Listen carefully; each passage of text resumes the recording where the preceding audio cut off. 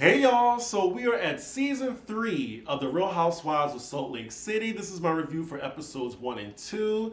As you know, I went to Europe and I just couldn't get to it. So I was like, okay, I'm gonna combine it. Just like what I did for Meredith the Medicine, this is gonna be an express review of both episodes so I can catch the hell up. So let's get into the episode. So as this new season starts, I'm sure y'all are aware that we lost 2 cast members. Mary Cosby, which some people said they won't watch anymore if she's on the show. I'm not one of those people. I never saw it for Mary.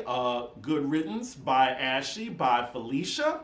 And secondly is Racist Jenny. And you know that I don't give up if she's on this show. Now, I thought they were going to address on the show why she's not on there anymore, but Bravo took the route of just pretending that she never existed. Because I remember that they started filming the season with her, and then they just fired her afterward. I thought it would have been a good idea if the Housewives all acknowledged what she did, like maybe make it a part of the show, but I think Bravo just wants to distance themselves from all of that, because the time it took for them to address this is what made me so mad. And if Jenny was still on this show, I probably wouldn't have covered it. I do know that this particular franchise is a slow burn compared to the others, but I enjoyed last season. I just think it was a little bit too long. Hopefully this is like a 15 episode season with maybe like a 2-part reunion. I know they're trying to make it so this is airing around the same time where Jen Shah hears her sentencing, because as we know, she pleaded guilty. And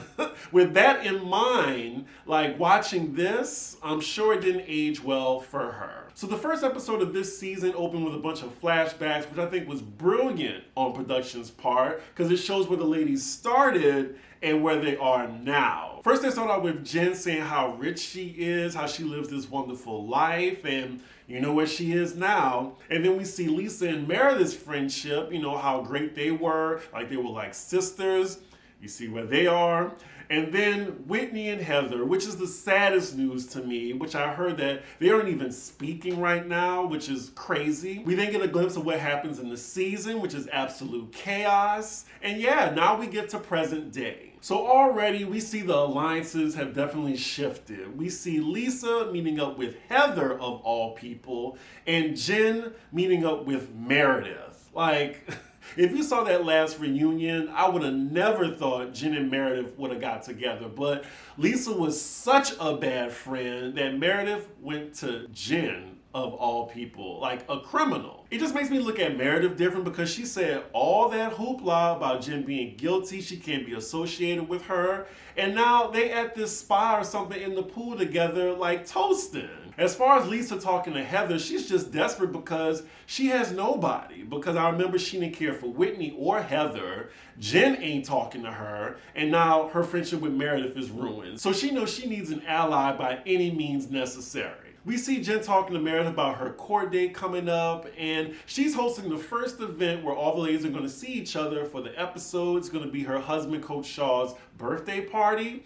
Not sure why she's worried about a birthday party when she's like facing very serious federal charges. But who's surprised, because Jen has always been delusional as well as a narcissist. We're then cutting back from scene to scene, and now we're with Lisa and Heather, and Lisa called Heather up because she needs her help to mend her friendship with Meredith. Lisa knows what she did is wrong, and it seems like this episode is dedicated to the aftermath of her whole tirade against Meredith, saying, oh, she slept with everybody in New York, she's a whore, she did all this. Now, even though Lisa is extremely regretful for what she said about Meredith on camera, Meredith, she's out for blood. She does not give an F. Unfortunately, I can't curse. We're too early in the episode. Now that those cameras are back up, Meredith is saying every rumor she's heard about her ex-best friend that has to deal with her marriage, her having an affair, and her business and her finances. Next scene, we're with Whitney and Heather, and they're still getting along for the most part. We're going to see exactly what happened that made their friendship go south. Anyway, we see in this scene that Whitney is now on the journey of removing herself from the Mormon church.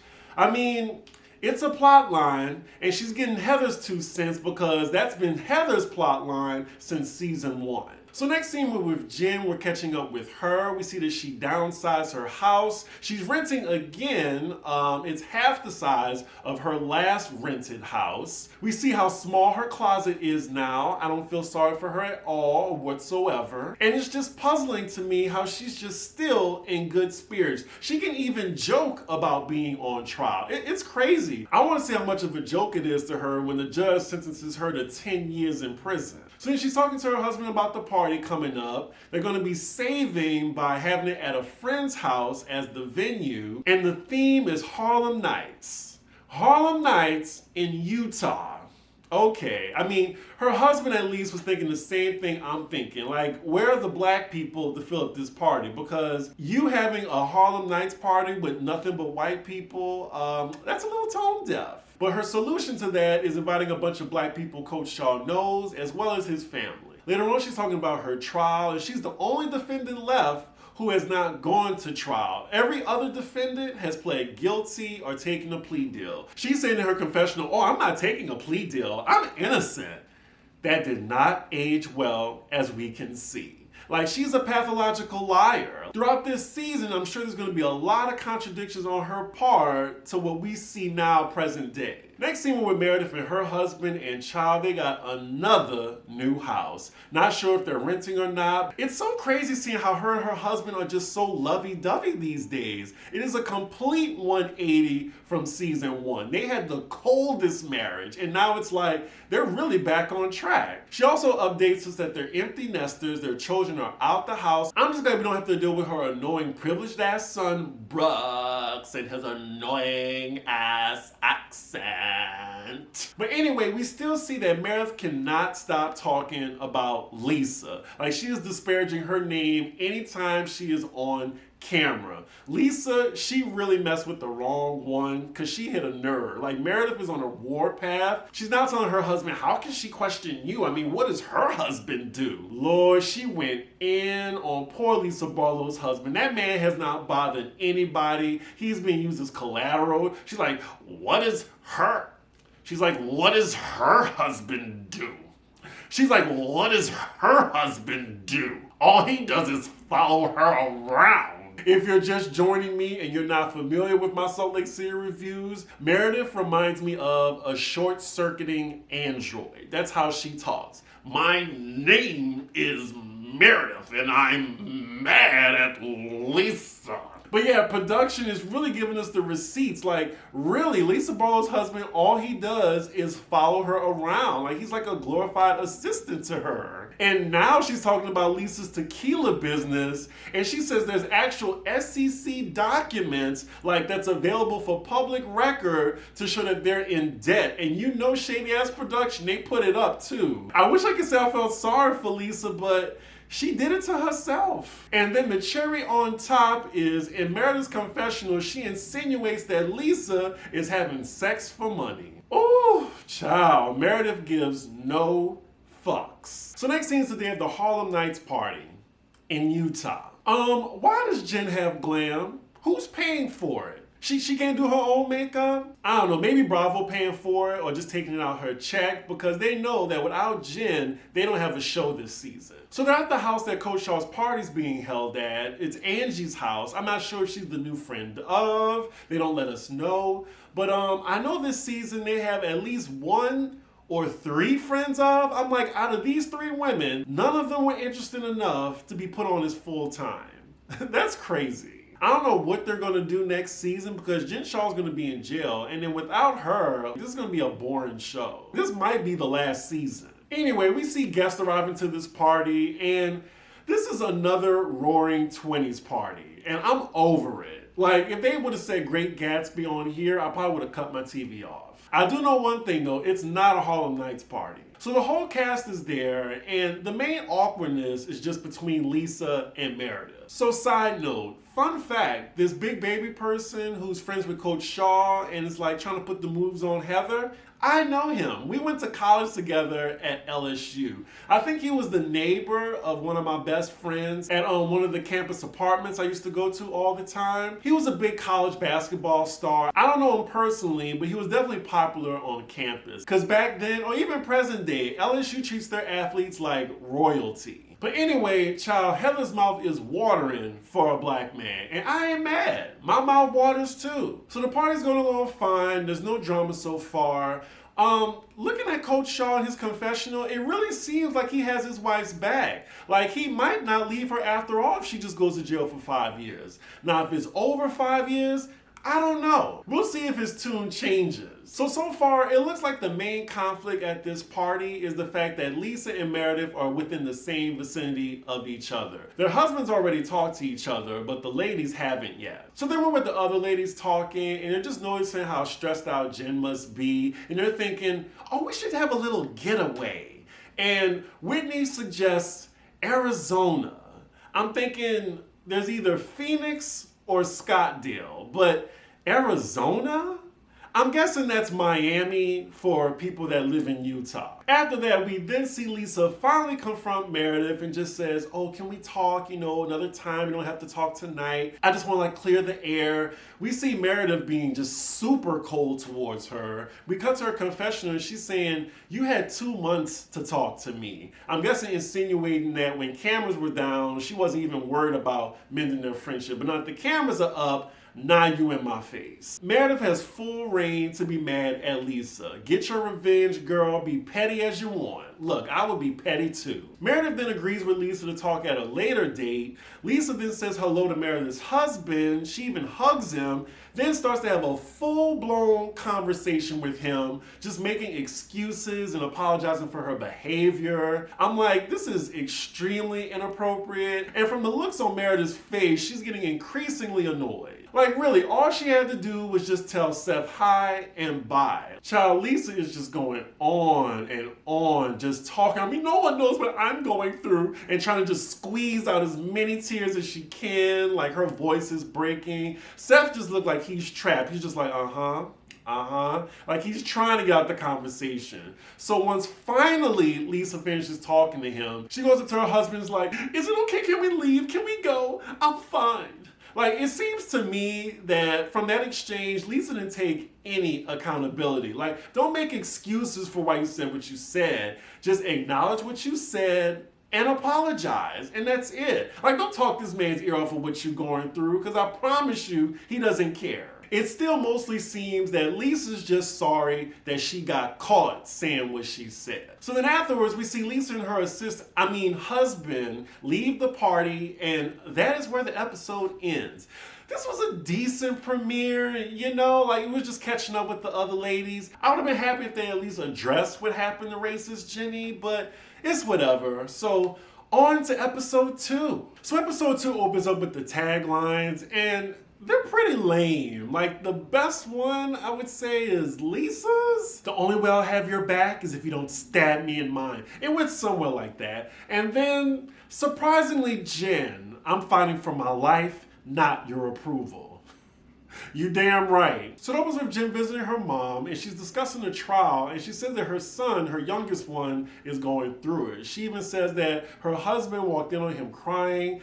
I'm like, it's really sad, but you should have thought of that before you did what you did. Like, it was intentional. Watching this after her guilty verdict, I have no sympathy for her. I'm sorry. Like, you better do your time. You're not gonna go away forever. Like, she really has the audacity to say, I'm being bullied and I don't know if I wanna be here anymore. Nope, no sympathy. And bullied? Really? Bitch, please. I'm sorry. So next scene, we're at Whitney's place and Meredith is coming over. This is something we've rarely seen. And I think Whitney says that Meredith has never been to her house. She says in her confessional that now that she's beefing with Lisa, she actually can make time for her. Whitney is just so unintentionally funny. So we're talking about Coach Shaw's birthday party, and of course, Lisa comes up. I challenge Meredith to not talk about Lisa in a scene with just her. At this point, it's overkill. Meredith also makes a point about Lisa has said something negative about everybody in the group. In Shady Production, they provide the receipts. They go in a row of every cast member that Lisa has insulted. Realistically, she doesn't have anybody in her group that she can fully trust, but she's lucky they don't try to ice her out. Lord, and now Meredith is passing this rumor on to Whitney about Lisa exchanging sexual favors to get her tequila brand off the ground. And plot twist, Whitney says she's heard that too. And she even gives some more in-depth details about it. It sounds like it might be true. And by looking at Lisa's husband, I wouldn't be surprised if she was stepping out. Now, Meredith, I'm gonna need you to stop or keep it all the way real. Like she just said, the last thing I wanna do is talk about Lisa behind her back. Meredith, you have talked about Lisa behind her back in every single scene you've been in so far this season. Please, just stop it. Next scene, we're with Lisa and her son. They're outside playing basketball in front of the house, and they're just discussing like his plans about going to college. Turns out he has no interest in going to college. He says, well, I already have my business, and if you can recall, like, you know, Lisa and her dad, well, particularly Lisa, gave him some bullshit business, selling men's toiletries or whatever, Fresh Wolf. He said, yeah, I have that, and then I can do other businesses. I'm set. I mean, hey, he's relying on his white privilege. I can't blame him. And also, college ain't for everybody, and it can be a scam because the only thing I got from college is debt. But the way he's talking about it like he knows it all is kind of upsetting Lisa. So now they actually get into it. And then, yeah, he just goes into the house because he don't want to hear it. I mean, hey, he's 17 now. At that age, I think you don't really want to hear anything constructive from your parents. Side note, that boy needs some sun. I'm not sure what he can do. He has zero melanin, just pale as a ghost. So next scene, we're back with Whitney. She's with her husband, and she's very upset. It looked like she found out something from talking to her brother.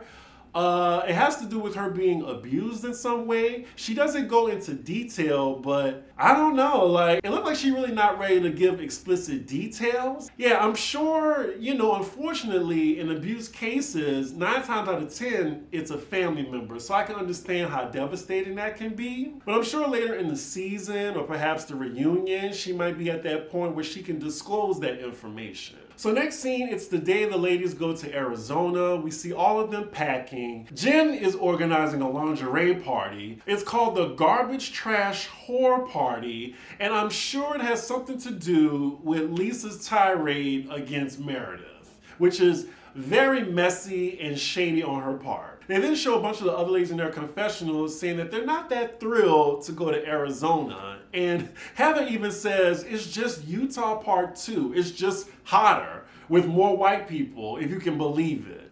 Really? Arizona is whiter than Utah? I don't know. Like, I think it's Wyoming, Utah, and Idaho. Like, those are the whitest states, in my opinion. I could be wrong. Arizona people, if you watching, let me know in the comments. And then we cut to Whitney's confessional. She's like, well, Jen can't fly out the country, so we have to go to Arizona.